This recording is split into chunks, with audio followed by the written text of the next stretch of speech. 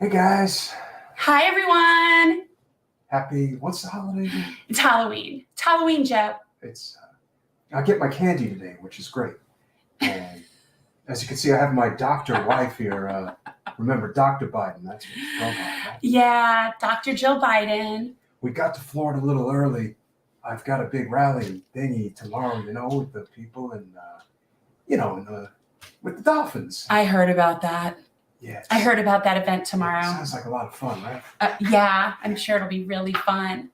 Well, Maybe Charlie Kristen Demings will be there. Well, yeah. That would be really fun. Make sure everyone goes out and votes. Oh, come on, man. I want to get up early in the morning and be done in the early afternoon. This is late for me, I'm not supposed to be up past this time. I can't see outside, so I can't drive, Yeah, we call that sundowning. So what kind of a doctor are you, Dr. Biden? I'm just a doctor. Actually, I'm a doctor. My doctorate is in education. That's very important. We all have to learn a lot because you got to trust the science. And the science classes in school, they teach you about that, right? That's important. Yeah, we have to learn all sorts of things to be doctors. Yeah, that requires you to get like a degree and graduate top of your class, right? Well, I thought you graduated in the top of your class, Joe. Was that not true? I don't remember. I know I graduated. I've got a big sheet of paper that says I went to school. I'm the president of the United States. Don't you know that? I can be whatever I want to be now. If I can become president of the United States, so can you. Trick or treat, double K. Thank you. Wow, that's actually less money than the early bird special down in the basement at the White House. The wonderful thing about it, folks, here are the facts, Jack. Anytime you want to have your favorite snack, like I want my ice cream cone, right? It's not good for you. She keeps telling me that, but I just do what I want to do. So late at night, when no one's around, I go down to the kitchen, and it's only $14.99 for all you can eat ice cream. It's the best. You're paying. You're paying. You're paying for. They're charging this you. Very special card. It's this White House card, and as long as I show it, they say it's good enough. It's good credit. It reminds me of in Don't Look Up, where they were charging for the snacks. Well, apparently it goes all the way to what's that thing called that prints all the money? The mint. Oh yeah, that thing. I like the treasury. Cookies. You ever have mint cookies? Mint cookies are really good, especially. Well, I know you like your thin mints. Thin mints with ice cream, vanilla ice cream and thin mints. Just crunch them up, put them up on top, and man, I would eat that every day, all day, till I can't eat anymore. And when they have me in the old folks' home, they're going to give me a lot of those. Is that coming sooner rather than later? We could do a regular intro and be normal. Do we want to do it? I don't know. I mean, it was sort of requested by Mario. Well, the president's here. I mean, I am the president. Barack Obama. Are you? Barack Obama. Barack Obama, And if you don't like me, you can vote for the other guy. But if we don't support you, we're not women, probably. Like, if you don't vote for him, you're not a woman. Come on, man. All women and men are created sort of the thing. We're endowed by our, that person upstairs who keeps calling my name, but I keep telling him I'm not ready yet. I need a little bit more time. Yeah. Because we've got some really important bipartisan things to get done in D.C. I assure you, it's going to be a happy Christmas and a festive new, It's a new year, Joe. Oh, right, yeah. Well, that'll be here soon enough. And I'm excited. It's all going to be great. And we're going to have a wonderful time. But today's Halloween, and I'm dressed as a successful president. How about you? What are you, doctor? I'm Dr. Jill Biden. Yeah, but what can you prescribe me so that I feel better? Oh, I think everything can be cured with love. Oh, that's why I married that lady. Doesn't she just charm the hell out of you and make you feel like anything's possible? I know it worked for me, and I'm still with her after all these years. That's pretty impressive, would you say? All right, I'm done. You done? I'm done. I'm not done.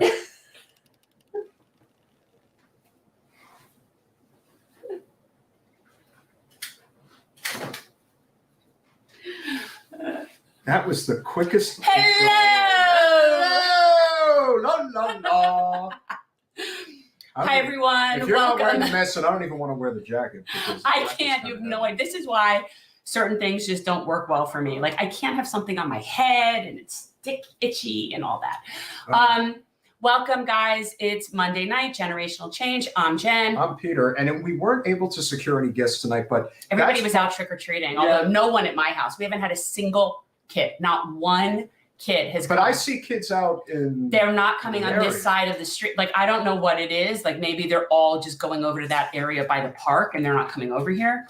This is our first Halloween I think they may be in this having house, like a Halloween party of some kind. Well, they probably do over at the park. I mean, this is our first year in this house, so I have not experienced what it's like. Maybe it's always kind of like this, that all the people from this side go over to that side. I got to tell you, when I lived in Del Rey, I don't ever recall anybody ever knocking on my door. I don't know. Maybe It's gotten just different. it's gotten so tapered down.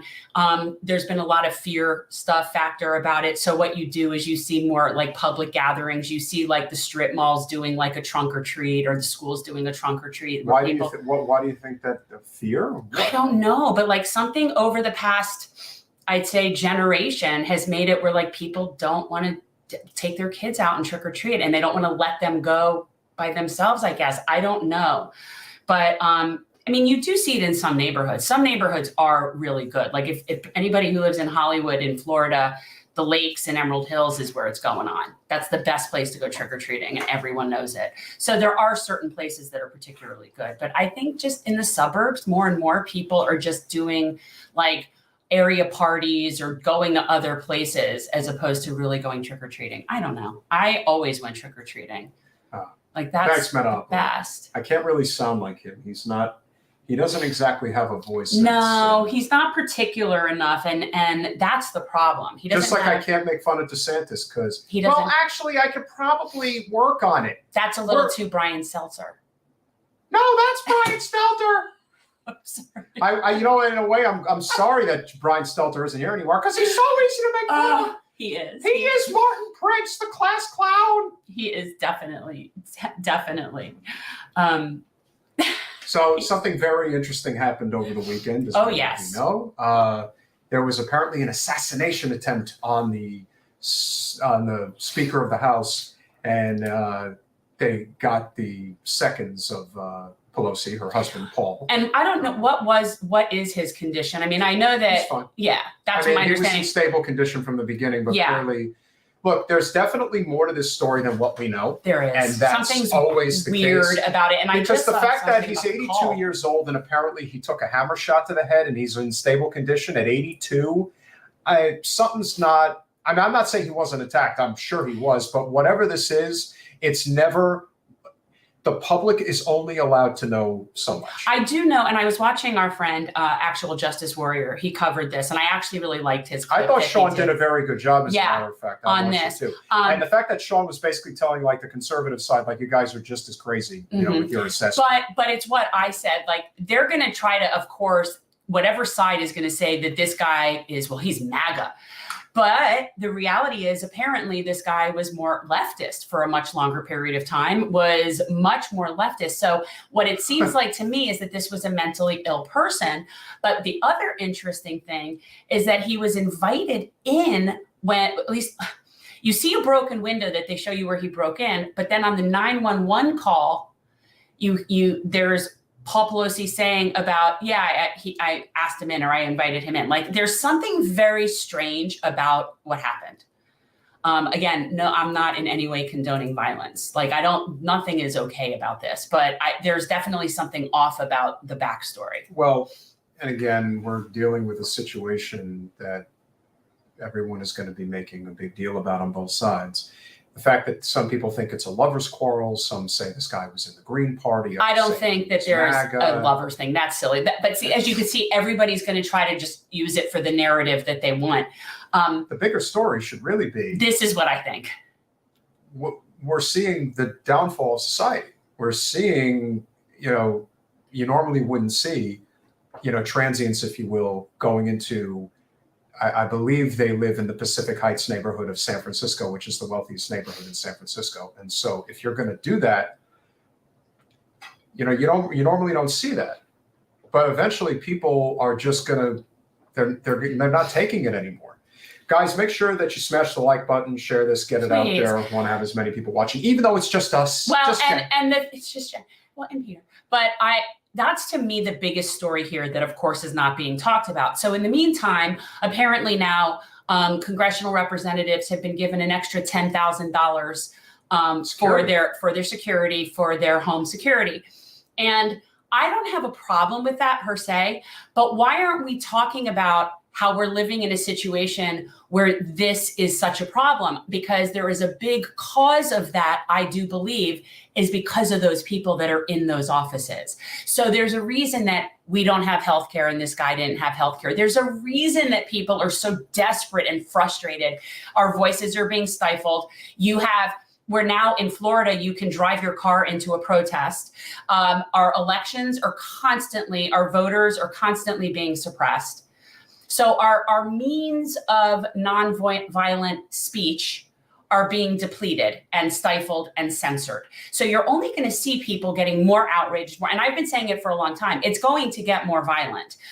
People can only be squeezed so far, but instead of us addressing all of those factors that are creating that kind of uprising, we're just paying for more security. And it's sort of the same way we're handling the school violence and the shooting in the schools. We're just going to throw more money into security. Again, I don't have a problem with paying for security, but we need to be addressing the causes of the problem. And we're not doing it in either case. So to me, I think that people in those positions, when you are going to act consistently, brazenly corrupt in everyone's face, and you're going to constantly get away with it, and you're going to create policy that only benefits you and your friends. You're going to do some things that are basically against what the majority of people want, yet you're our employee. People are going to start to get pissed, and people are going to start to come after you all. It's just what's going to happen. I mean, we tried to do this the easy way. We offered you an easy way in 2016. It was called Bernie Sanders. That was the easy way. But no, you didn't want to do it the easy way. So now we're doing it the hard way. But unfortunately, it's going to include violence. That's what happens when you push people to their end. And this particular guy does seem like it was a mentally ill person. Absolutely. And granted, anybody that's going to act in that kind of moment and go in and do violence in that moment, to me, isn't really thinking clearly, whatever their case is. But when we see more and more desperate people with lack of resources, lack of access to healthcare, lack of options, this is the kind of thing that I think is going to happen. And I think that we're not talking about that. We're just upping security. Yeah, it's no different than if you're increasing the amount of police you have on the street without addressing the core issues as to why those types of things actually end up happening. And that is a great saying. I love that. And it's true, but it's particularly very apropos right now. Well, sometimes putting that in context really does make a difference. But no, and I'm not a supporter of violence. I'm actually very supporter of complete nonviolence. I'm against all the wars. I'm against all of it. We offered you the peaceful solution. People don't want to do the peaceful solution. They think they do, but they don't really. They're scared of that. So this is the alternative. Well, the peaceful solution is also not as profitable. And if you can put a lot more cops on the beat rather than dealing with the fact that we have an opioid crisis, and that's being taken to one extreme, the fact that people are not paid a living wage, that's another extreme, the fact that we don't have universal health care, that's another extreme, the fact that the climate crisis is real, and whether you believe it or not, people can't drink clean water, that's an extreme. All these things are relatable. And so after a while, you start looking around and noticing some very extreme tactics. Well, I wouldn't even say it's extreme tactics as of yet, but I would definitely say that those tactics are on their way, because now, as a result of not getting anything done, and you all could probably have an opinion one way or the other regarding the war in Ukraine, but now these public officials, particularly AOC, Ilhan Omar, and I believe President Obama, they're getting heckled now. And people, the fact that so many, especially in liberal politics, rely on decorum and don't like this type of thing. They want everything to be civil. But civil is not how anything gets done if the people in charge who are supposed to be civil are not doing anything to help you. I mean, where are we now? We're in a level of desperation that people, I don't think, fully comprehend right now. And yeah, I mean, think about, like, this is what I think to people. Like, if I were somebody who lost a child because I couldn't get the health care, or I didn't have the means to get certain medicine that they needed, or whatever it was, and I lost a child because of that, I don't know that the mental condition that I would or wouldn't be in, and whether or not I would lose it and go try to take it out on someone who I thought was part of the problem. And I got to tell you, I get it. There are just, people are just in such a bad way. And you've got people like the Speaker of our House that are completely oblivious and brazenly doing things like, insider trading crap. It's disgusting. The other thing that's interesting about Pelosi is that she hasn't made a formal public statement about what's happened yet, which really does make you wonder if there's more than what meets the eye. Because usually a circumstance like that, you would think, she would be out there saying something, but she's said nothing. Why is that? I don't know. And right now we have these elections that are in the process of taking place, early voting. Election day is a week from tomorrow. A lot of people are out there, trying to rally the troops, if you will. President Biden will be here tomorrow with Charlie Crist. Not here. No, he'll be in Miami Gardens, but not. We didn't invite him on the show.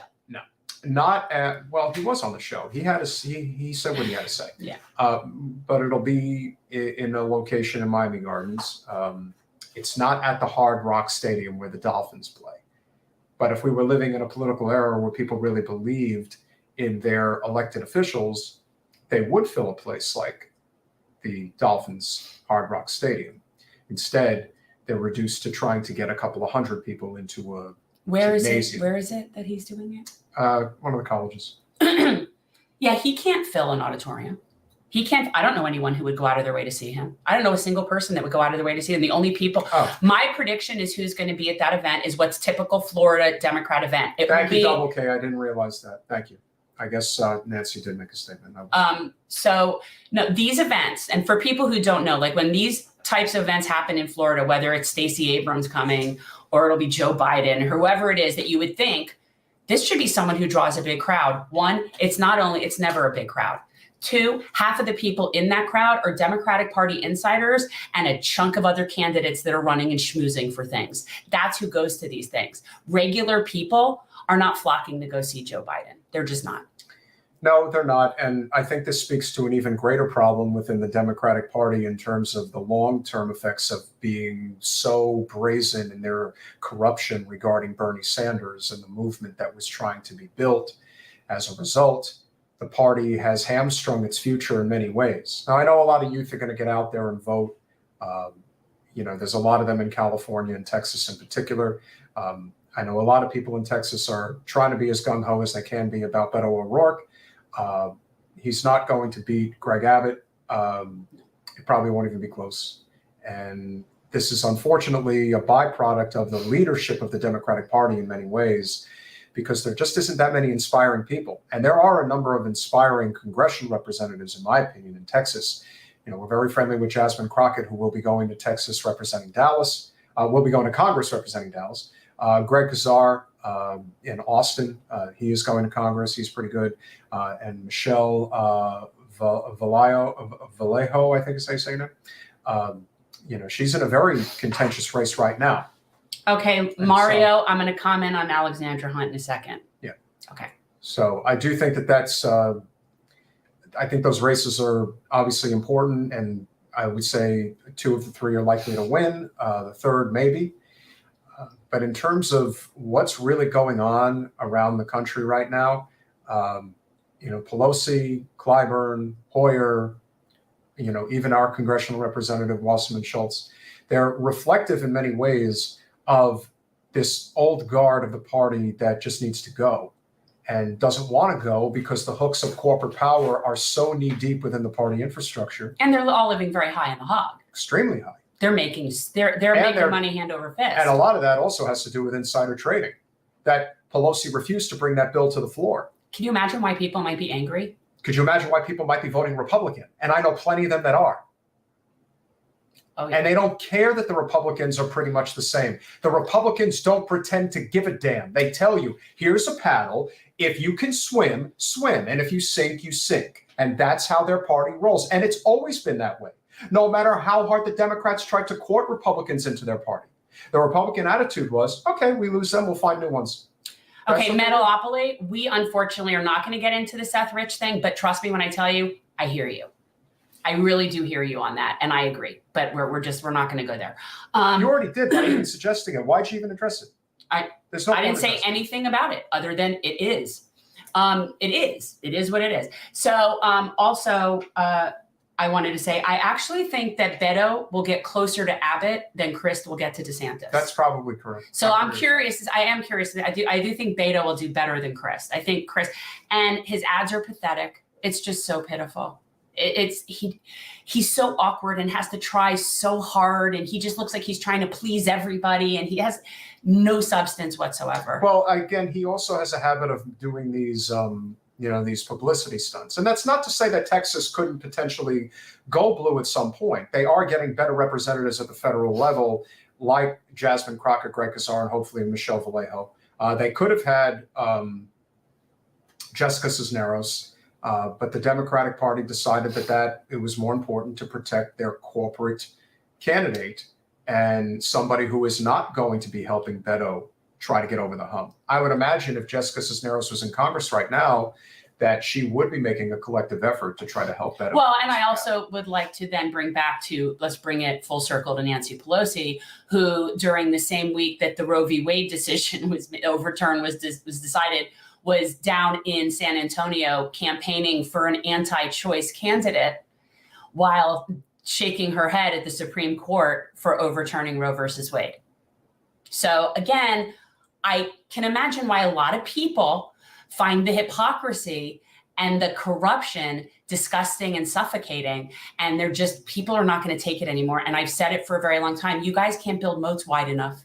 You just can't, and nobody is untouchable. Double K, it's not that I don't think women care about their bodily autonomy. I think they absolutely do. I think you have to remember that there have been some positive signs, especially when a ballot initiative is put forward, like in Kansas and in various other states.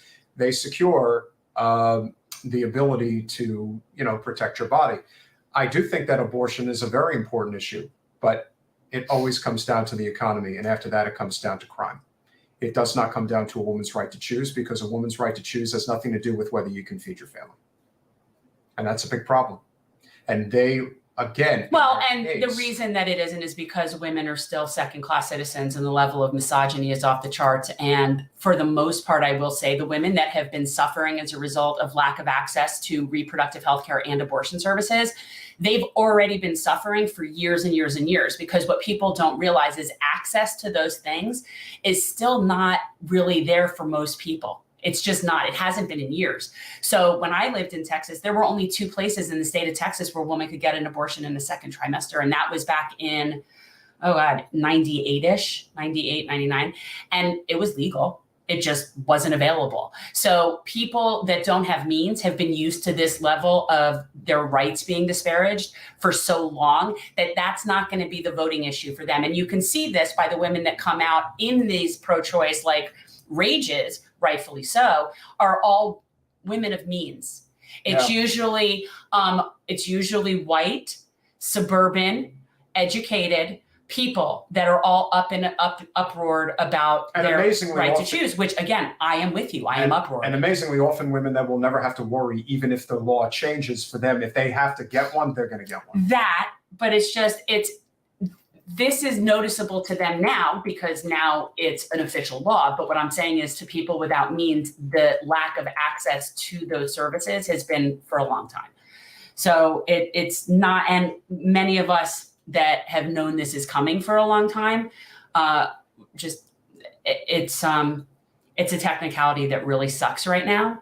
But I kind of feel like we need to all hit rock bottom maybe before everybody is paying attention. Yep, and I definitely agree. Give me 1 second, guys. I am putting something on in a minute. So what am I doing? I'm trying to set something up.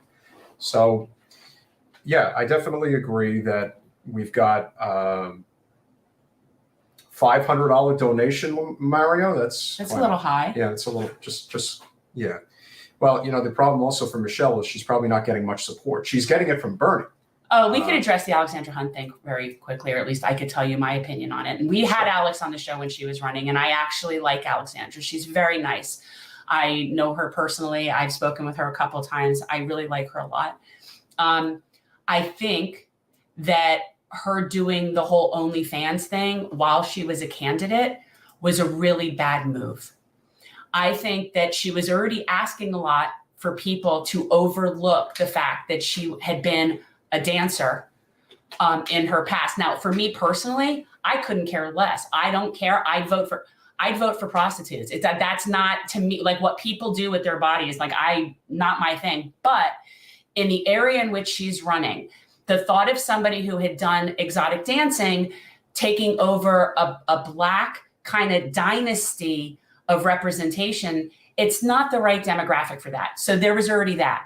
And then instead of sort of like really coming off a little bit more, I don't want to say apologetic because she has nothing to apologize for, but a little bit more like I've matured, I'm sophisticated, whatever, I'm more political. She doubled down by having an OnlyFans page. And I just feel like that is not going to be taken seriously in our current political climate. And that to expect that stuff to stay private when you then become a public person, doubling down on that issue is kind of naive. So I didn't even know that had happened, but to me, that was to be expected, that her pictures got out. Like, how would they not?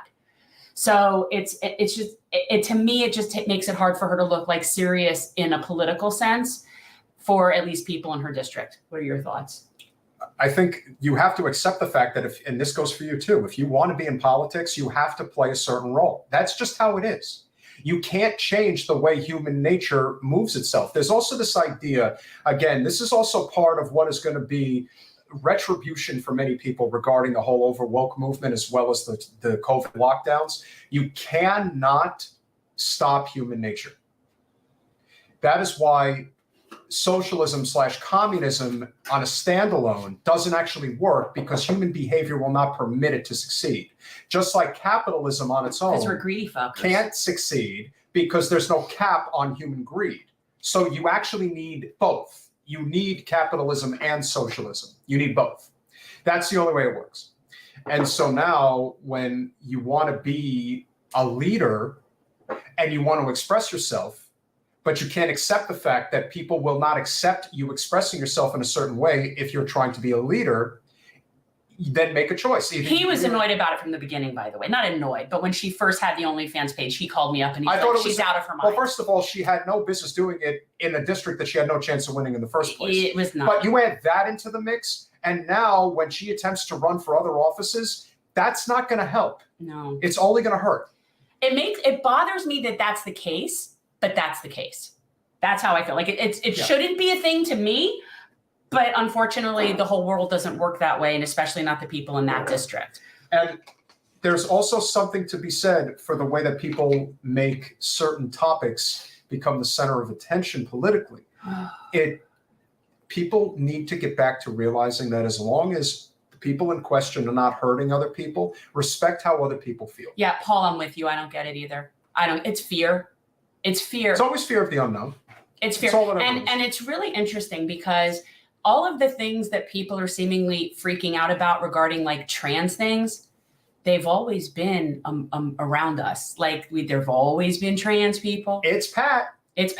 Well, Pat was just non-binary. I'm just saying. But my point is that trans people have lived among us forever. Gay people have lived. Gay people too. And it's just now that there's this fear of it because we're actually, God forbid, allowing those people to just exist openly. And why? And that's scary to people. They want them to be living not openly. Well, it's not even a question of them living openly or people really caring about it. It's that, why do they make this a central focus? They make this a central focus because it is not about economic populism. Anything that moves away from the core issues of economic populism, living wage, political theater is what it is. Universal health care, clean water, having a real robust, clean energy infrastructure built. The trans people. If you're not talking about those issues, which unite people, and you're talking about wedge issues, they're all wedge issues. Right. Well, and here's the thing, though. The sad reality is the end result is harmful to trans people. And they're being used basically as political pawn. It's really no different than the choice issue is for women in terms of it's really used as a political football for both sides. The trans people, it's really unfortunate that more people don't understand that this is what's going on. But I love how Cornel West talks about the trans. He's like our precious trans folk. Yeah. And it's like the trans people are really so vulnerable, and it's just be kind. If our conservative friend Metaopoli and our progressive friend Paul were to have a discussion regarding, let's say, abortion, trans rights, things like that, there would probably be a lot of disagreement, significant disagreement. Probably the same would be true about Trump and what he does. But you know where I don't think there'd be a lot of disagreement? If you talked about whether or not somebody who works for a full-time job and is a benefit to society should be able to make enough money to survive and thrive. Right. We need to stick with the populist issues, but healthcare. Okay, Metaopoli. Your primary issue is you're not understanding the difference between sex and gender. And again, I am strictly a person of science and reason on this. So it's just it's science, right? So women do have their own spaces, but you need to accept that there are women that might have male anatomy. That's where you're getting all you just can't seem to wrap your hand around. So women do have their spaces, and trans women belong in those spaces.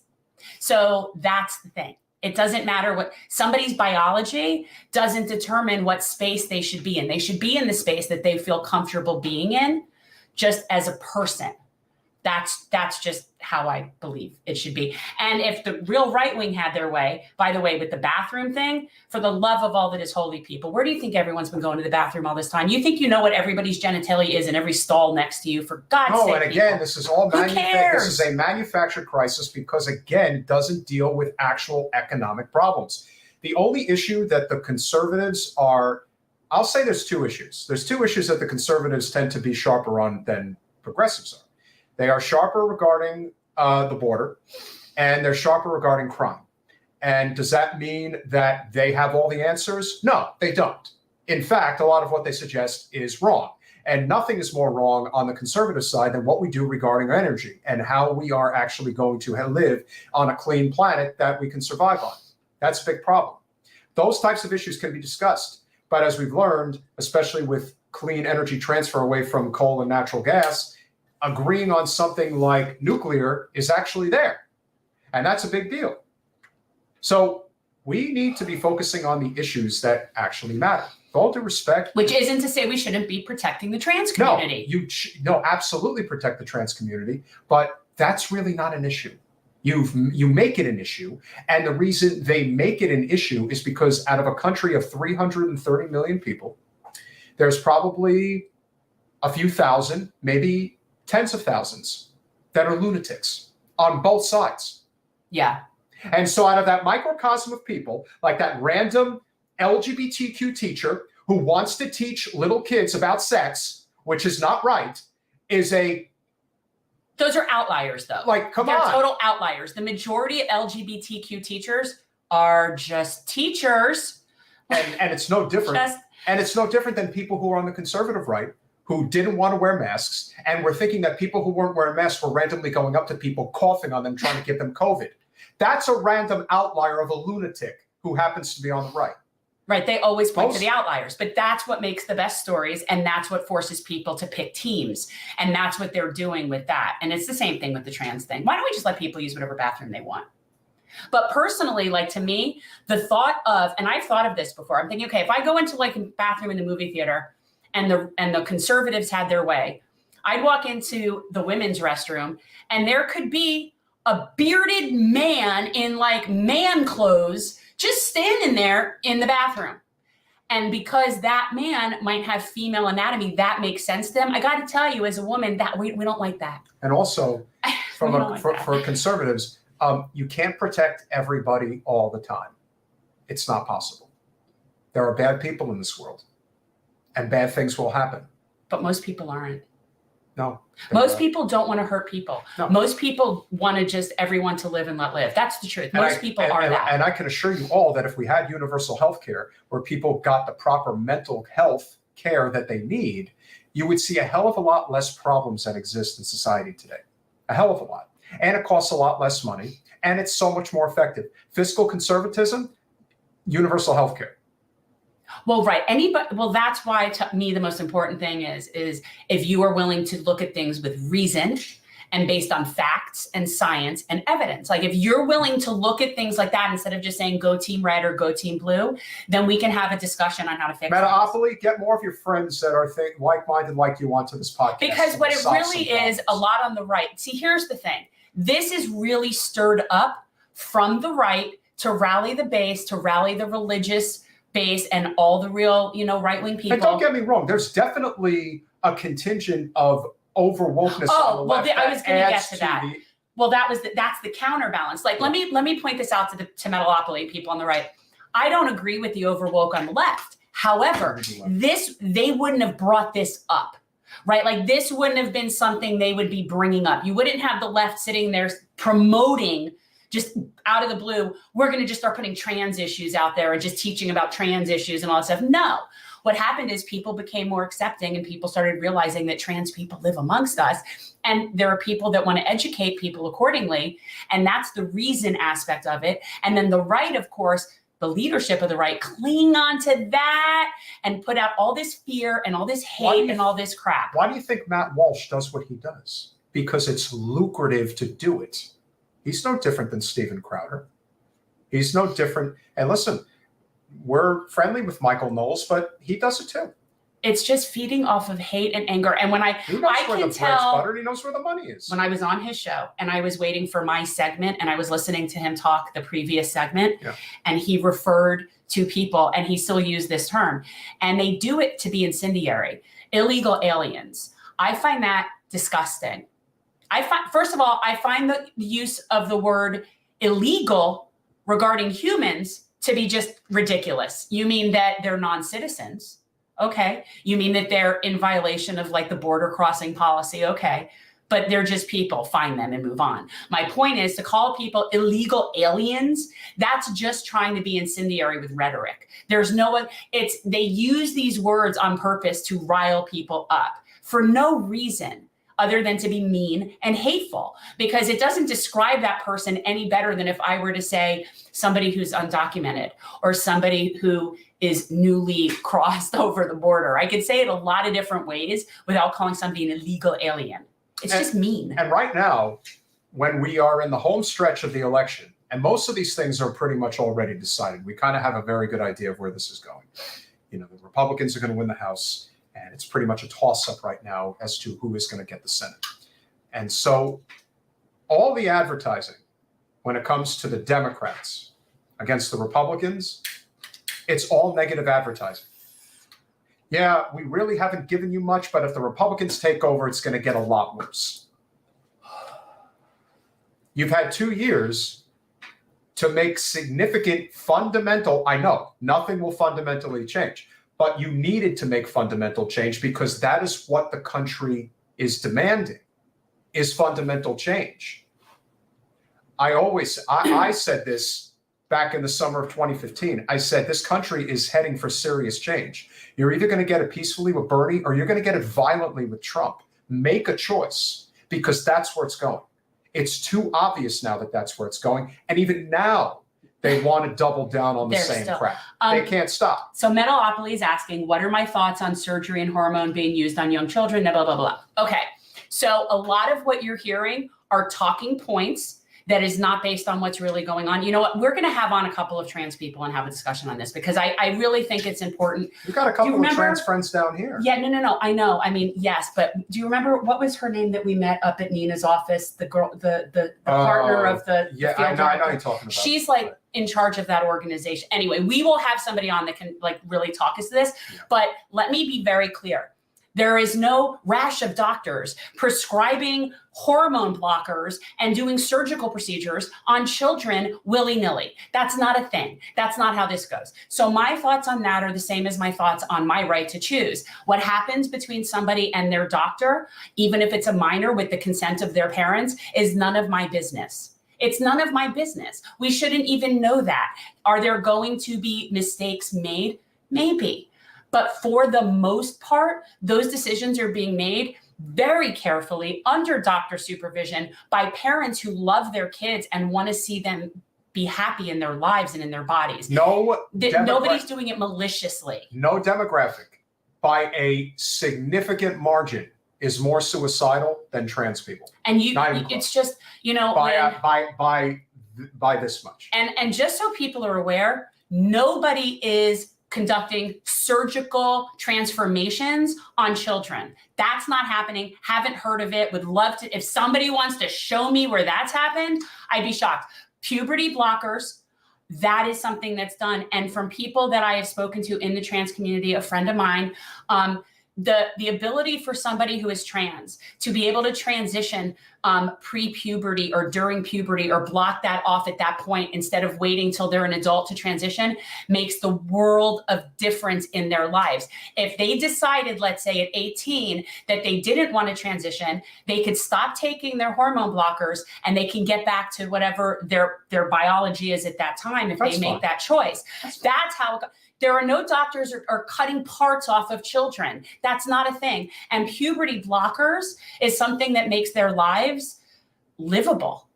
And so my question is, why are people so consumed with other people's genitalia? I don't understand. It's not our business. It's between them and their parents and their doctor. But no, there are no doctors out there just changing people's genders because some kid walks in one day and says, yeah, I'm feeling like I want to wear a dress. And the mother just goes, all right, that's it. Puberty blockers, we're on. And then the kid gets scheduled to have his penis removed. This is not a thing. So stop looking at outlier fringe things and cases or whatever. That's just not typical. And again, I have a big problem, as I imagine anybody would, with little kids being brought to drag shows. I don't agree with that. But again, you're talking about an outlier. And that doesn't bother me. Okay. Drag shows aren't inherently sexual. Well, if you saw the footage of it was not. Oh, is there a particular thing you're talking about? Yes, oh, I didn't know. Okay. I thought you were just talking in general. But again, out of a country of 330 million people, provocative dancing, inappropriate attire, and things that I'm telling you little kids were exposed to. And in a country of 330 million people, there's a lot of bad things that go on. Do you know how common incest is in parts of this country that you don't know about? How about sexual assault? How about rape? That is infinitely more common than anything in the trans community that you think you know about. Okay, I'm going to say something crazy. Let's see the crusade happen about the fact that women never come forward, very rarely, when they are raped or assaulted. And why is that? Because even if they're believed, nothing ever happens to the assaulter. Very rarely. Okay, metalopoly, double mastectomy is not changing genitalia. I know this is going to be crazy to you, but breasts are not genitalia. And while I am not a supporter of children having cosmetic surgery, I would say to you that I went to high school in a very, very heavily, predominantly Jewish area. And the amount of people that I grew up with that had their noses done and their boobs even done and their chins done before we graduated from high school was quite high. Mm-hmm. So I would like to say that while and again, what happened with Jazz Jennings, it's like, these are things that are between them and their parents and their doctor. And that's the key point, is it's not our business. And yes, there are going to be people that there are going to be cases where maybe it doesn't work out great and the kid does have problems and suffers.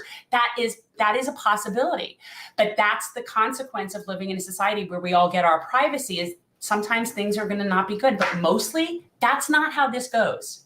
Universal health care, a living wage, clean energy grid, end the wars, criminal justice reform. These are the things that most people agree on. Yeah.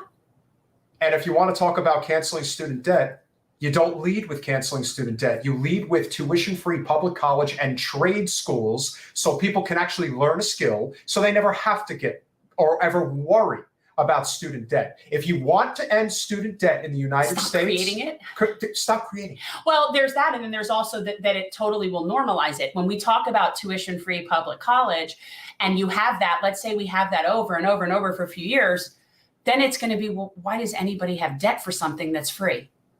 And then it's just a matter of, okay, that's ridiculous. So it's all working in concert to normalize something that should be normalized, which is higher education. We've had K through 12 since, what year did we start K through 12? Was it a New Deal thing? No, it was before that. I forget when we got K through 12. Public education system has been around since, I want to say like the 1880s or 90s or something like Right, that. but when did it become like you got K through 12? Like, in any event, it was a long time ago. It was a long time ago, and we need to up the game. We need to up the game. We see people, do you know other countries learn multiple languages? And yeah, our kids are forced technically to learn a second language, but none of them really learn it. They're never fluent. No, it's not like other countries. Like when you're in Brazil, for example, which we could talk about Brazil, but when you're in Brazil, they learn 3 languages. Like they learn 3 languages. My old massage therapist of mine, she grew up there, and they learn English, Portuguese, and a lot of Spanish. So like by the time she graduated high school, she was fluent in 3 languages. Pretty smart. Yeah. And that's not like an outlier there. That's the point. That's typical. Our kids here do not learn that way. And so the idea that people are so put off by expanding our education is just crazy to me. We're all better off with more educated and healthy people around us.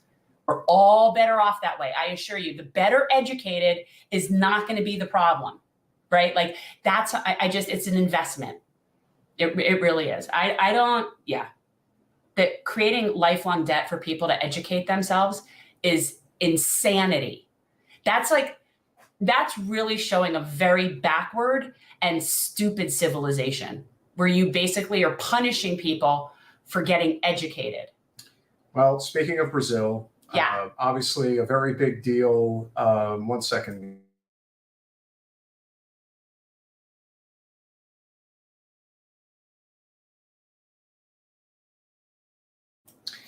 So very important.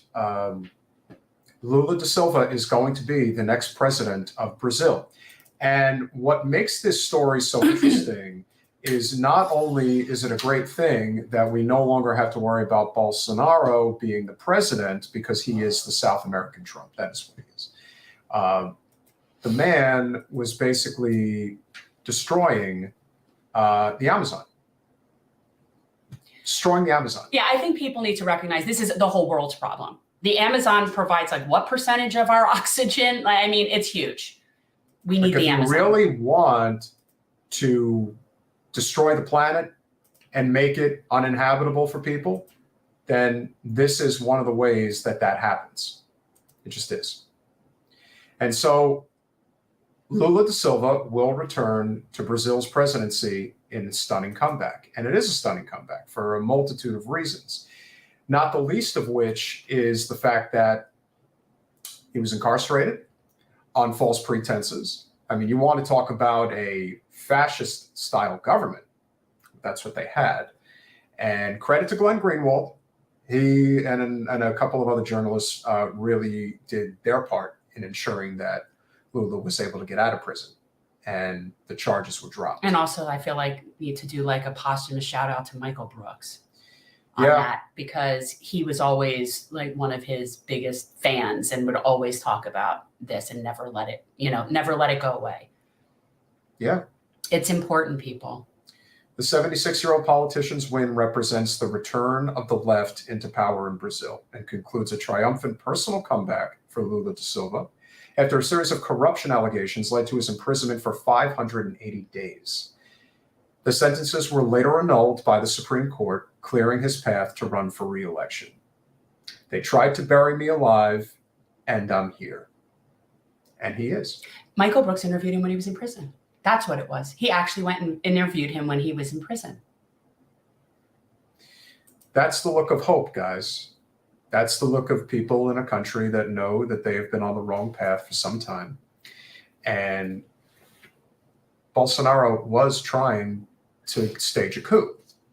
They were blocking off people from voting in certain areas they knew that were going to come out for Lula. They predicted that the election was likely going to be about 3 to 5 points in Lula's favor. It ultimately ended up being just over a point. But whether you win by an inch or a mile, you win. And he did. Yeah. And even though there were members, apparently, of the Bolsonaro regime trying to convince Bolsonaro to not accept the results and potentially even call in the National Guard. Has he conceded? Did he? He technically has, but he's not acknowledging Lula. Okay. So he's just being a sore loser, but he acknowledges that he lost, essentially. Let's put it this way. His own wife said, "Congratulations, President Da Silva." The world is better off this way. Yeah. It's one of those things. We need the rainforest. We do. It's really important. I forget the percentage, but it's really high of the amount of our oxygen comes from that rainforest for the whole world. It's not just them, it's the whole world. So having someone that takes that seriously it's sort of like he's in charge of our lungs. Let's pretend that. He didn't take COVID seriously. The economy was not doing well. The corruption was insane. And all the while, they thought that they could just pillage the country, which goes on in a lot of places around the world. It's happening here. The only problem is that Brazil's economy is one of the biggest in the world. I think it's in the top 10. I really need to go. I really want to go. There's so many places in South America I want to go. So as a result of that, you can't have that type of leadership. And maybe that will set the precedent for many other nations. The question is, how's Lula going to govern? If Lula governs as a, basically like a Maduro, basically as a dictator, socialist, that doesn't allow for the country to thrive economically, then you're going to really have a problem, and the whole thing is going to start all over again. Well, Double K, he says he's gonna ban deforestation. Is he going to really do that? I don't know. I mean, Trump said he was going to do a lot of stuff when he was running that he didn't do. But I think that Lula has a history that is tangible that people can look at and say, how credible is this claim? How serious? I don't know enough about his history. But clearly he did enough when he was president that the country really wanted him back. Now, of course, part of it, I have no doubt, is directly related to them not wanting Bolsonaro to be president. And if you think we have any clue as to the tactics that Jair Bolsonaro was employing to try to rig this election, you'll never know. Well, I'd wonder what our hands were in this too, because there's no way that we didn't have some level of participation in this. We had picks. You know how many assassinations probably took place that you'll never hear about? Well, I'm wondering who our pick was and how we finagled in this, because everybody plays in everybody else's elections. It affects them financially. And when everybody's coming out saying, "Oh, look, Biden praised Da Silva as the president," well, let's not forget that Bolsonaro's biggest cheerleader is Donald Trump. In fact, I think that Donald's got something to say about all this. So, yeah, I wouldn't say that with other conditions, all other things, I wouldn't say that Biden would necessarily be a Lula da Silva supporter. They are the people that would normally be supporting Lula the da other Silva side. is a total loser. He's a really terrible person, and he totally did not win that election. He totally lost, and they put him in there. Well, then we're looking at fake news. It is fake news. It's totally fake news. No one wins an election by less than a point. That's terrible stuff he's smoking there. I got totally better stuff than that. But believe me when I tell you, It's how you end up roofied on Epstein's island. Bolsonaro has not conceded. I called him last night. I told him, don't you concede. You totally won. Just tell them you won, and they'll believe it eventually. The bigger the lie, the more likely people are to believe it. I like you, dirtbag leftist. I like the way you think. Totally don't like any dirtbags, especially those on the left. They're just dirtbags in general. But believe me, Bolsonaro won that election. Totally won it. You know how I know? Because I was counting the votes. That makes sense. I didn't think you could count. 1, 2, 7, 6, Exactly. 3, 18, 27, 20, 24. Is that your bank account in the Caymans? Make America great again. Again. When I run again, the secretaries of state will count the votes my way. You're going to lose to Ron DeSantis. I created Ron. And he's And I going to can take you out. destroy Ron. Oh, no. No, It's he's totally- Dr. Frankenstein. He totally owes me. I made him governor, and he'll make me president again. That's the way this works. He is One on hand his washes the own. other. Oh no, he is on his own trajectory. He doesn't have any trajectory. His trajectory runs right to Mar-a-Lago, and we are going to face off. His trajectory is going Governor to the White House. DeSantis, I'm calling you out. I totally see you. If I had the power to make Charlie Crist governor, I would, but even I can't help that man. He's such a loser. But believe me when I tell you, I am totally taking you out. If you even think about running for president in 24, you've got another thing coming, buddy. I don't stand down to anybody, especially you, you little weasel. I made you governor, and I will be your maker. Believe me.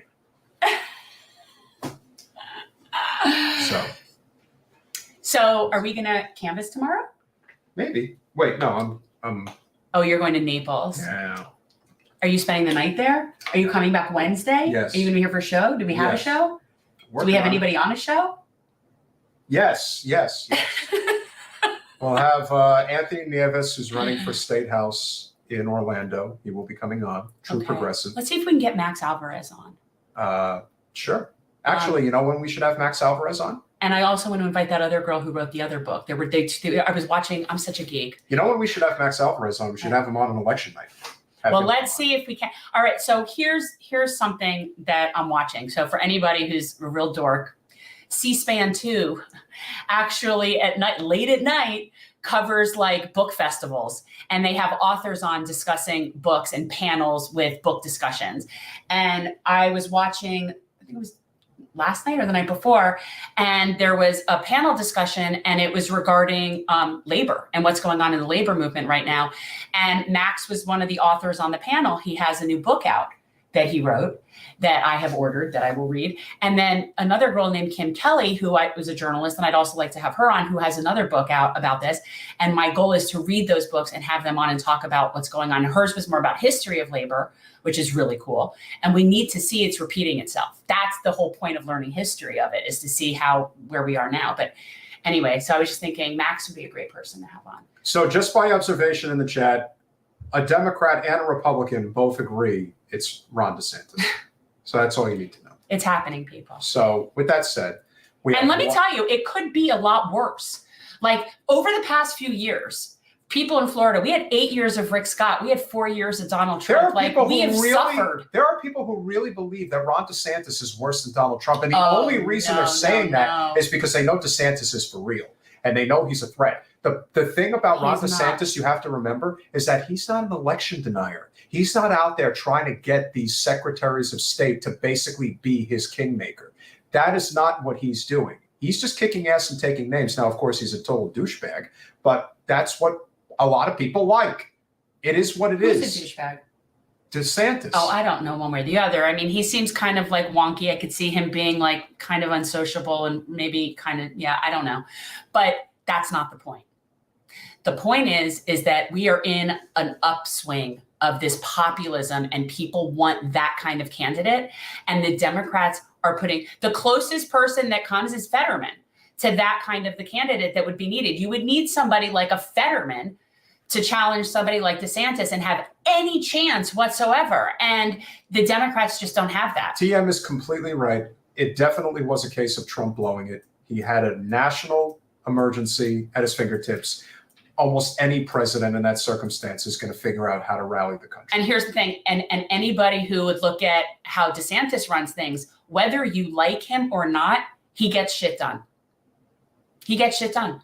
Do I think he would have handled things differently than Trump? Yeah, absolutely. Look at how he just had that bridge built in Sanibel. Like within minutes. It was so fast. Like he gets things done. And it does concern me that he's authoritative. I mean, that's definitely not something that I prefer. But if we're going to have a governor sitting there, I'd rather it be someone that can get something done. Well, I mean, it's just a matter of that. And he is appealing to people. He is. And Trump turns off so many people, even on the right. He does. DeSantis and I really is much think more people palatable. are very, very foolish to think that DeSantis is not going to run. And the other thing you also have to remember is that people really want Trump and DeSantis to run against each other in the Republican primary, because that would be a ratings bonanza. People would tune in for that like it was the like Ali Frazier. Like and that's how they have fair primaries on that side. they do. So that would really come down to what the voters want. That's what it would be. And maybe Trump would win the primary.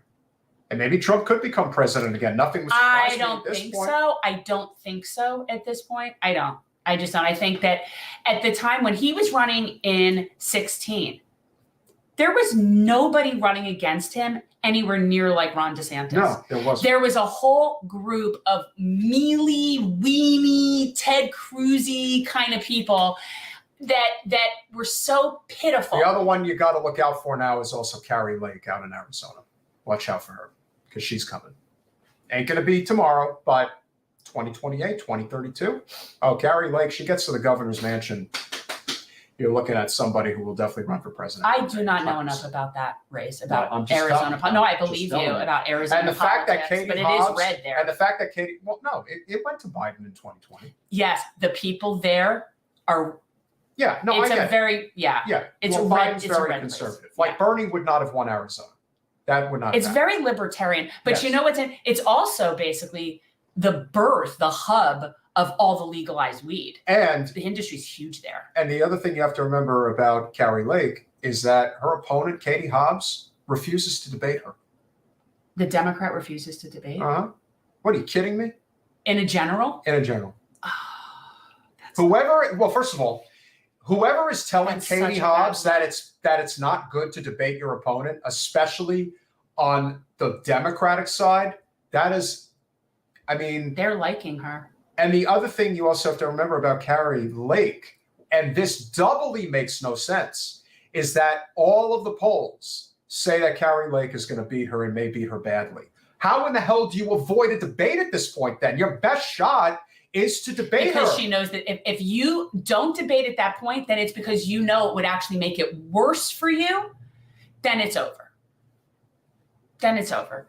It's like if you because obviously her or her team thinks that would be a bad move. So in other words, she doesn't feel competent And to do so. and listen, I give Fetterman credit. I would have not appreciated if he didn't debate Dr. Oz. He at least was willing to stand up there in spite of his physical limitations at the time being to say, you know, this is where I stand. Now, granted, the first poll after the Fetterman-Oz debate showed Oz with a slight lead. And now another poll came out and Fetterman has like a 5-point lead. I'm not believing the polls. I still think Fetterman is going to win in Pennsylvania. I hope so. I hope so. But we'll see. And part of the reason I think Fetterman's going to win is because he is not the typical Democratic candidate No. in Pennsylvania who's just popular in Pittsburgh and Philadelphia. And he's not overwoke. No, he's popular in Pennsylvania. He's popular in With the regular red people. counties, regular Joe type people. If anything, if you were to look at the two candidates, you would think that it was the opposite. Yeah. Under what Yeah. would be considered normal circumstances, Fetterman would be the GOP candidate and Oz would be the Democratic candidate. The roles have reversed themselves in a good way, I believe. Well, I also think that when you're talking about places like rural Pennsylvania, yeah, it's red. But let's picture an Elks Club meeting in rural Pennsylvania. Yeah. And Dr. Oz and John Fetterman both walk into the Elks Club. They're going to beat the crap out of Dr. Oz and throw him out the back door, and John Fetterman will hang out and have a beer with them. TM, I definitely agree with you. That was the worst part of the debate. I hear And I you. don't actually, I think he's being dishonest. But then again, what they say about politicians, when is the politician lying? When their lips are moving. And if you look at the way that Fetterman answered that question, he basically just said, all right, what's the least harmful answer for me to give here? Because I can't tell them that I don't actually want to support fracking. Well, but he has, when we're talking about those people in the middle of the state, that's their livelihood. It is. That's working class people. And those people tend to be more red, tend to be working class people, right? Well, those are his constituents in a chunk of his state. That's who he's responding to. So I always say this, like his job is to represent his people. And his people in the state of Pennsylvania, a lot of them in that middle part of the state support that because that's their livelihood. Emerald, the Democrats are in trouble for a long time. And this is everything coming home to roost after everyone this is the interesting thing about policy in the United States. There were a lot of policies that Reagan enacted when he was president that the American people didn't fully feel until a number of years later. Reagan's second term was a complete disaster. And so much of what he did, partially because he wasn't there, and the inmates other were running people the were asylum, doing it. making these decisions like cutting the top marginal tax rate from 50% was already low enough to begin with. Nothing should have ever gone below 50% top marginal tax rate. But dropping it to 28% and then having the stock market crash in 1987, there was so many things that ultimately led to so many different economic problems. Then so much of what Clinton did, which was so terrible during his He administration. was basically Reagan 2.0. 2.0. And the only reason why you didn't notice it as much during the Clinton The years saxophone. Monica Lewinsky. is because of the dot-com boom. People having websites, a whole new type of economic opportunity.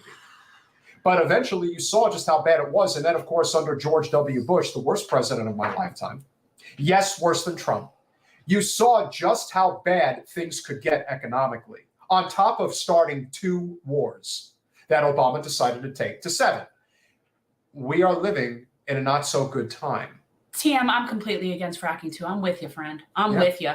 But you got to represent your people, and you've got to represent the industries that are in your constituency. Did you know that Pennsylvania is the #1 fracking state in the country? That is sick beyond words, but that is so, but what you do when you're that person, what you can do is you use your platform to better educate your people, to bring in a green infrastructure, and to encourage people to go in the green direction. You use that platform, and I believe he is someone who would do that.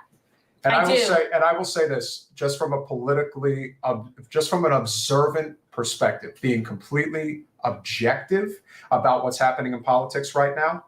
If Kari Lake wins, and it's likely that she will, and if DeSantis wins the nomination, Ron DeSantis, Kari Lake, if that is the ticket, it's over.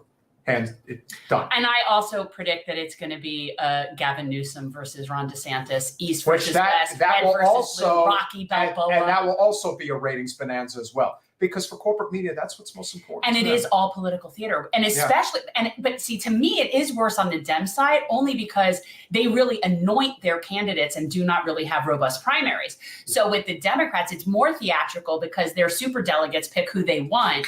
And it isn't even really a real robust primary. It's always going to get worse before it gets better. But I will tell you, and this is where we're going to wind the show down. But before we do, all of you guys know we are a show that really cares about the community and the cause. So if you can become a patron, go to patreon.com/generational change for as little as $5 a month. You can become one of our amazing supporters, and we can always use a few more because even though we are raising a little bit of revenue for the show, I've been happy, but you know what? We could do a little bit better. Could definitely do a little bit better. So if you haven't currently signed up to become a patron, we would really appreciate it. So $5 a month allows you to become an official member of the Generational Change team, which is obviously great. But if you're feeling a little bit more generous, $10 a month will get you 2 wonderful stickers. The Mansion Parliamentarian, this is our ticket on the Democratic side for That's our pick for 24. That's our proposal. The Lulu sticker. I mean, who would not want a cute little munchkin like this? You get to look at she's so cute. And she's white power. She is white power. Super white power. But of course, Lulu is all about white power. If you're really, really being considerate and you really want to support our show, $25 a month will get you, we're not wearing it right now. Right over there somewhere. No, it's actually over okay. there. Oh, wait. No, I moved the whole box there. The whole box is right there. The whole box. Did I get? Yes. I told you. Here is. So, guys, this is the Generational Change jersey. It says, "Here comes the sun." They're really cute. And the back says Generational Change, transforming politics into service. So anyone who becomes a $25, I'll tell you what, you become a $20 a month patron, you'll get one of these bad boys. It's just I'm making a deal. We're making a deal, a totally wonderful deal, spectacular, incredible. Then we need to send one to Catherine Class. Yes, I think we should. Okay. I think Catherine Class definitely. Catherine, let us know your size. Yes, I have her. I'm sure her dress is on Patreon. Yes. So, and of course, our final one, which is always very important. We are very big advocates for local small businesses. If you are one, check us out. $50 a month. We will plug your small business every show with specific detail in our current and only, but very important, small business patron, Apex Insurance Agency. Based in Delray Beach, they are a local small business for your home, auto, and even life insurance. Get yourself a great quote today. Tell them that Generational Change sent you. I always say, tell them Jen and Pete sent you. And if you do that, they might give you a discount. You They never know. might. They might. But in any event, it's really good to have a local small business that can be attentive when you actually are looking for policies, and they will look out for you. TM, we love you, but seriously, do $50 a month, and then we can promote whatever small business you have there in Michigan that Look you would how like for cute us you to are talk too. about. Yeah, no, it's the glasses. Yeah, it is the glasses. I just But got seriously, if you do, frames. if there's anything that you want to promote, TM, just let us know, and we also have to send TM a jersey. Yeah, that we would. Tim, we'd be happy to send you. I think she said she's XL. Yeah, but that's not, she needs to send her address to us. yes, TM. Please email generationalchange@gmail.com. We're going to put the email in the chat right now, so just make sure that you check it out. Generationalchange Email us. at gmail.com. Happy to send you a shirt. Send the specifics. We will let you know as quickly as we can get it to you, hopefully within a week would be my guess. Yeah, it's So- it's not a problem. Very much appreciated for your support. And so the last story we're going to cover before we go is What are you going to talk about? President Obama is basically the only person that the Democratic Party really has that can rally the troops in any capacity. They do have Bernie Sanders, but they don't want Bernie Sanders. No, he rallies the wrong troops. Correct. He rallies workers that don't want to play in the corporate duopoly machine. Yeah. But President Obama is perfectly fine playing that game. It's pretty good. It's pretty good, actually. But here's something that you don't know about, that no one's talking about. See, President Obama decided that it was, in his mind, a good idea to go to Michigan, of all places, to try to rally the troops. Well, that didn't go over very well. But can we say a little bit why that didn't, why that's so ridiculous for people who might not realize the ultimate FU that it is for him to even go to Michigan? Let's put on the video first, Okay. and I think people will fully understand exactly why Okay. it's such a big deal. Okay. I think it was a big deal, an extremely big deal, tremendous deal.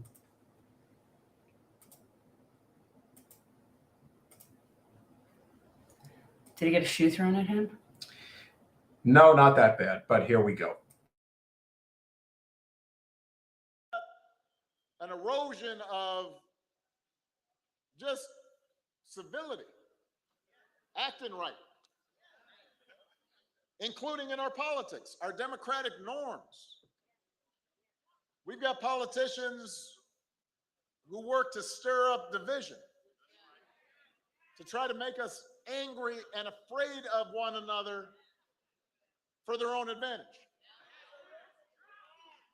And all of it gets amped up, hyped up 24/7 by social media, because a lot of times they're for-profit platforms, and they find it more profitable to feed you controversy and conflict instead of facts and truth. And sometimes it can turn dangerous. I want to take a moment to say a prayer for a friend of mine, Mr. Paul Pelosi, who was attacked, 82 years old, was attacked when somebody broke into his home looking for his wife, Nancy. And thankfully, doctors believe he's going to be okay, but we'll let the investigators do their jobs. But here's one thing that we can feel, we know. If our rhetoric about each other gets that mean, when we don't just disagree with people, but we start demonizing them, making wild, crazy allegations about them, that creates a dangerous climate. And if elected officials don't do more to explicitly reject that kind of rhetoric, if they tacitly support it or encourage their supporters to stand outside voting places armed with guns and dressed in tactical gear, more people can get hurt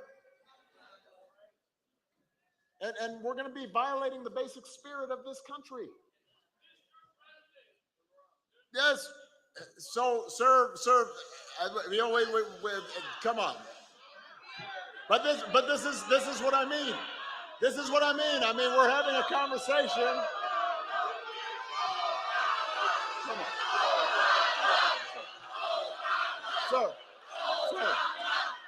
Sir, I'm not, sir. Come on. Sir, this is what I'm saying. Look, there is a process that we set up in our democracy. Right now, I'm talking. You'll have a chance to talk sometime soon. We don't have to interrupt each other. You don't have to shout each other down. It's not a good way to do business. It's not, you wouldn't do that at a workplace. If you wouldn't just interrupt people in the middle of a conversation. It's not how we do things. And this is part of the point that I want to make. Just basic civility and courtesy works. And that's what we want to try to encourage.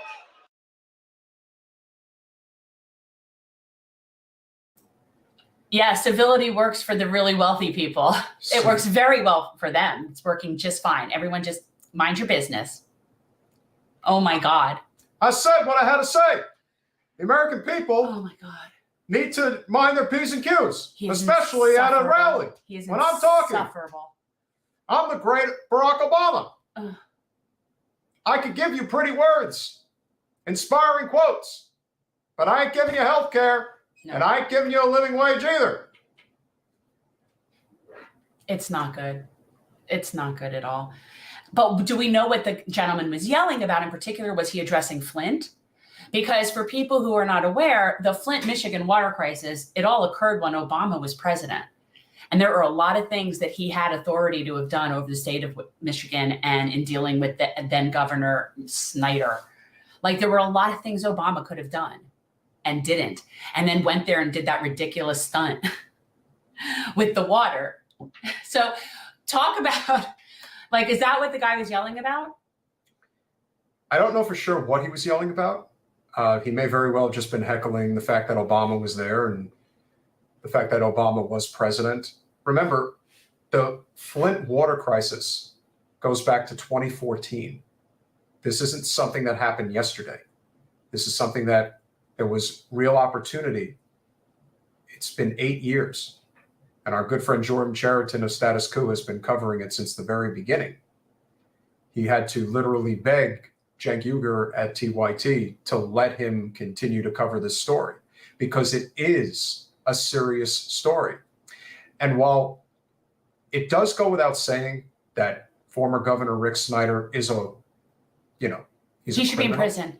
He should be in prison. He's a genocidal criminal as far as I'm concerned. But don't worry, President Biden wanted his endorsement and embraced it, thought that was a good idea.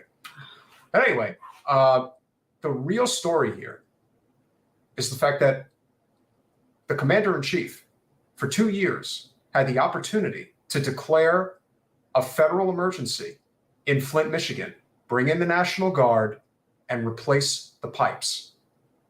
He could have superseded the governor, and he didn't do it. Whatever his motivation was, I don't know.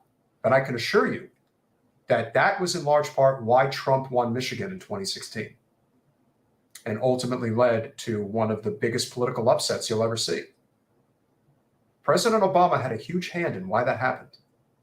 And the fact that he decided to not only go to Flint, but to drink that water and act like everything was okay, that was something that he should never be forgiven for doing.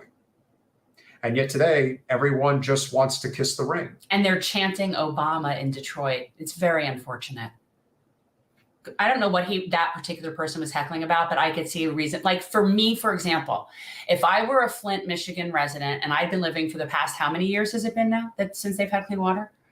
And they're stuck. These are people stuck. It's not like they could sell their houses. It's not like they could go anywhere else. So they're like having to bathe in bottled water. Their kids have like poisoning. This is like horrible what is happening to them. And this guy was coming to talk near me. Oh, I think that there would be more than heckling. I think there'd be like massive marches out front. I think it would be a big, I find it reprehensible. And I can't imagine other parents and people in Flint don't have that same kind of ire towards people that had the power to help them and didn't. Paul, I'm not exactly sure what you're talking about. Unless you're talking to somebody in the chat, I could be wrong. Oh, we're not Trump. nobody's Nobody's for Trump. stooging. Oh, you're talking about because he voted for Obama, regretted it, and then voted for Trump and didn't. Obama's huge disappointment, but it really does go to show you the interesting transition of voters. The amount of people that did vote for Obama and then did vote for Trump really shows you that the Democratic Party has no concept of who their people are and what they're about. Like those people voted for Trump over Hillary. I don't think that's necessarily the case. What I do think is, I think there's just a lot of people. The night is always darkest before the dawn. And I think the Democratic Party is on the verge of really having its reckoning. They need to hit rock bottom. And it's going to be bad. And it could be bad for a long time.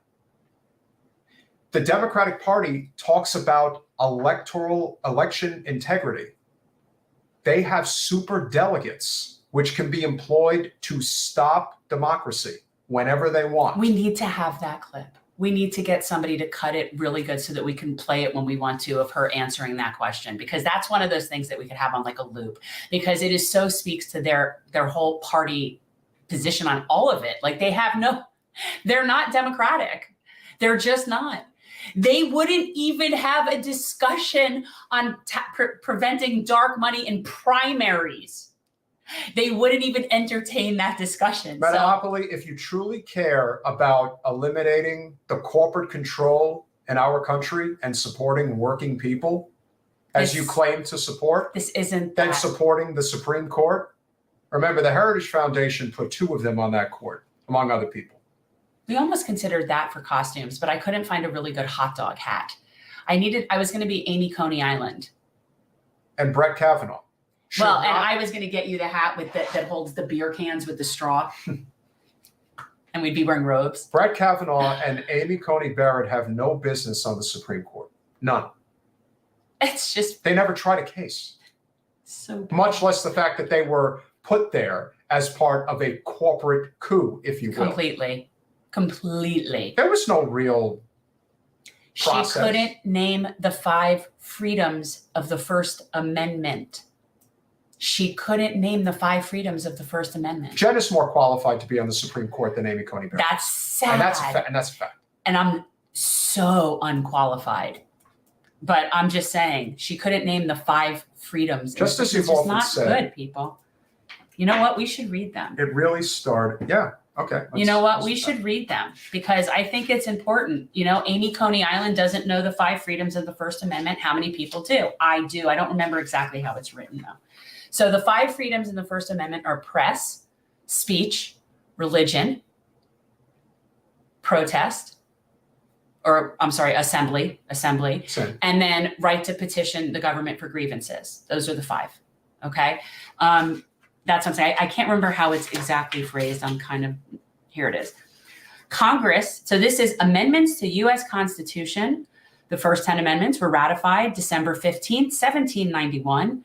And it is what is known as the Bill of Rights. It was written by James Madison. Congress shall, this is Amendment 1. Congress shall make no law respecting an establishment of religion or prohibiting the free exercise thereof or abridging the freedom of speech or of the press, or the right of the people to peaceably to assemble and to petition the government for a redress of grievances. That's it. There's 5 rights in there, right? Religion, press, speech, right to assemble, and right to seek redress of grievances. 5. She couldn't name them. That bothers me. So anyone who thinks that the Supreme bothers Court me. that they have is that's what I wanted. No, the Supreme Court specifically is supposed to be nonpartisan. It really is. It really is the one place. You know, there's a reason why people talk about George Washington as one of our 3 or 4 greatest presidents. And I agree, because he really made it his mission as president to be as nonpartisan as possible. And he is the only true independent we've ever had. You want to say Donald Trump technically is an independent who was a Republican? I guess. He ran in the party. He's the party. That you Yeah. can't call people something unless they're. But no. I think a lot of people really are done with the 2-party duopoly. They are. The problem is that there's no real infrastructure to try to do it otherwise. Don't know what the Forward Party's up to. The Green Party has made colossal mistake after colossal mistake. And the Libertarian Party really is not the libertarian left. It is the libertarian right, and it is hard right. Like hard right. So that's not an answer. Metalopoly, you're getting too down picking up people's genders and their sex and their genitalia. Let it go, man. It's just, they shouldn't be even asking that. It doesn't matter. It's way more important for a Supreme Court justice to know what the First Amendment says than to sit there and define what somebody wants to hear as woman just to stick it to the LGBTQ community. Like, this is just silly. What does it matter what their opinion on that is? That's the best thing he's done as president.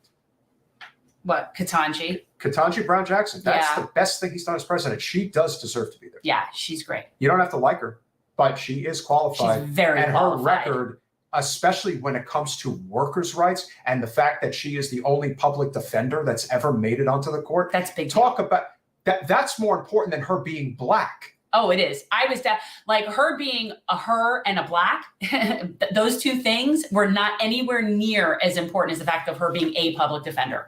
Like, that's the key thing. Yeah. You know, like the identity was just so not, and she's awesome. And she's incredibly bright and very inspiring. And was for a lot of people. Yeah. Now, for those people who just want to lean in on the idea that she was just a woman of color. Well, that's the thing. It's like she checks those boxes. That's what I mean. Like, she checks those boxes. But to me, the biggest box is public defender. That's a huge advantage for people that are of, left, progressive, regular people mindset to have somebody that's done that on the court. It just is. One thing that I think we've learned from tonight's show is that going at 9 versus 8 seems to attract a bigger audience. Everyone just wants me to have to be up late. Yeah, which is fine. An hour and a half. We should really cap the show at an hour and a half. Like, I think that's good time.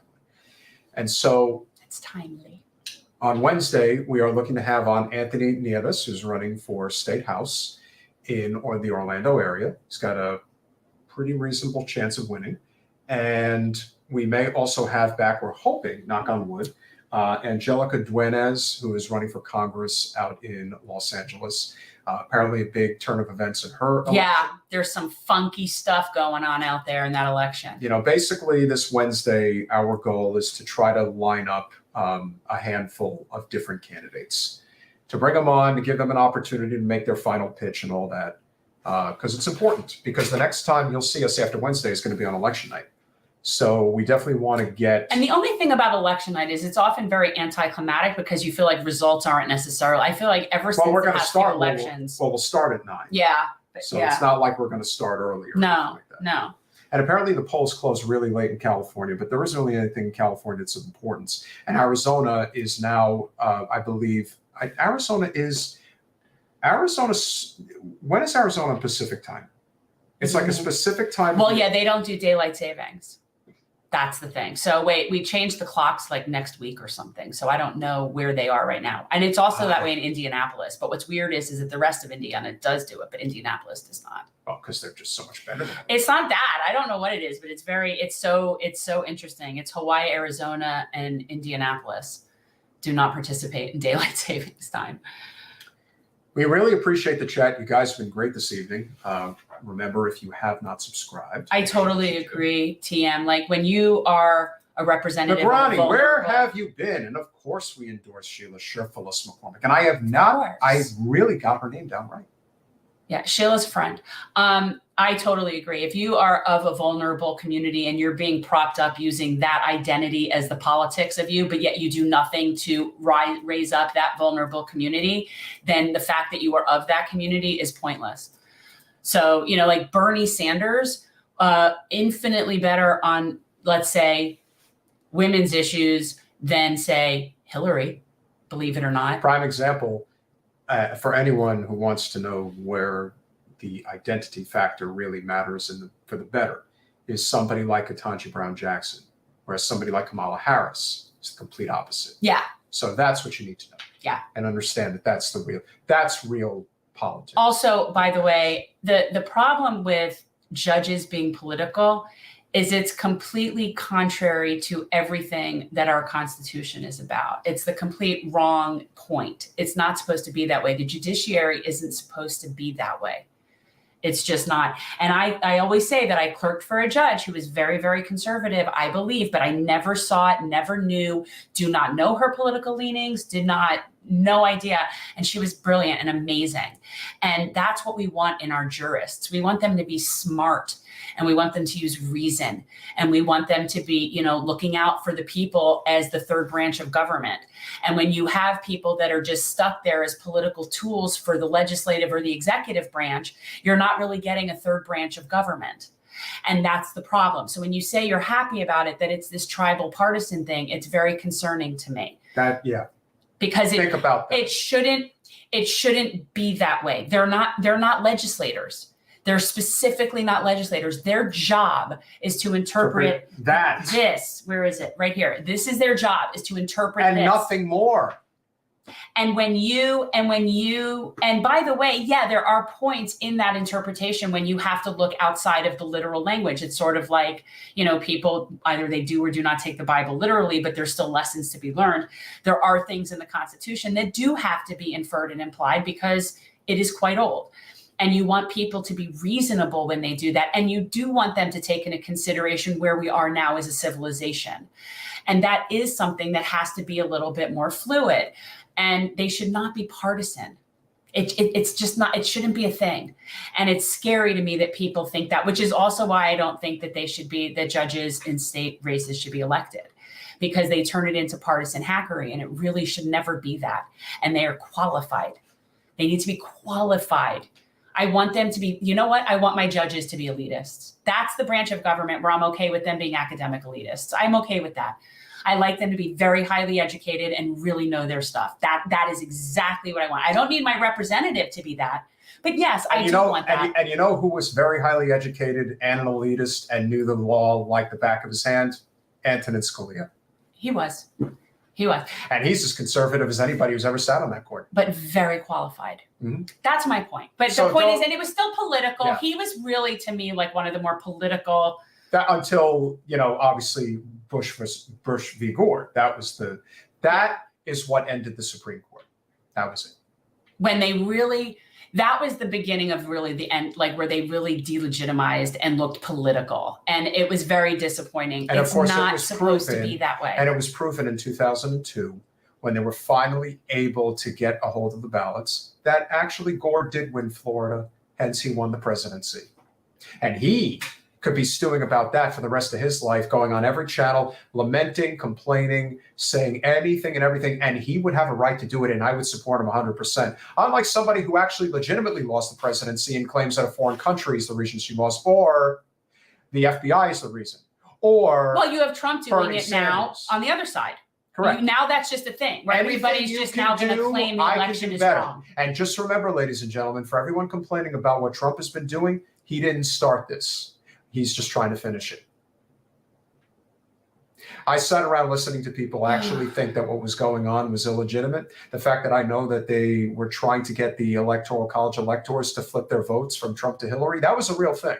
But that never got the attention it deserved. Anything you can do, the GOP will do better, especially when it comes to dirty politics. Yeah. You can't beat them. Nobody can.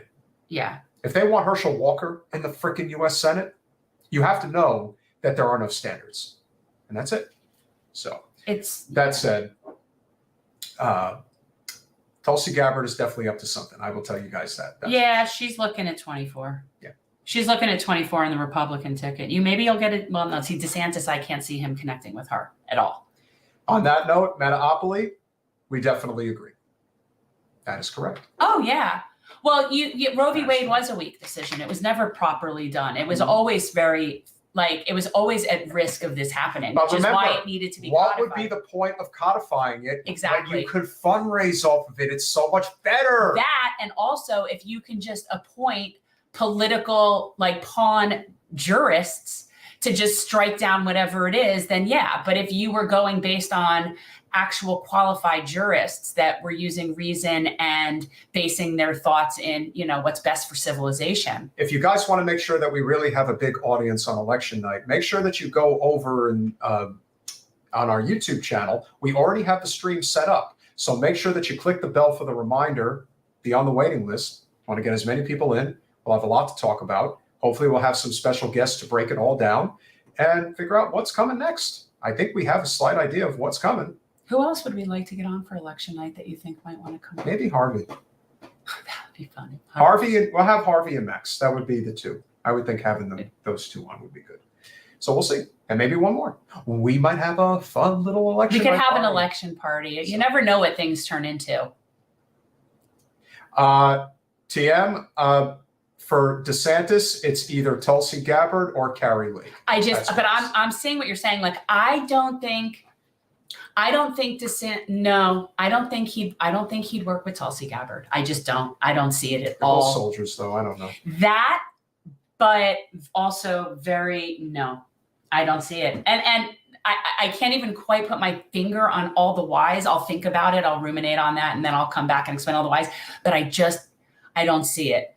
I don't know enough about Carrie Lake, but I just if you can't saw see her, you'd see it immediately. But I Yeah, can't there see it with is. Tulsi and him. Mm-mm. And I also don't think Tulsi wants to be second.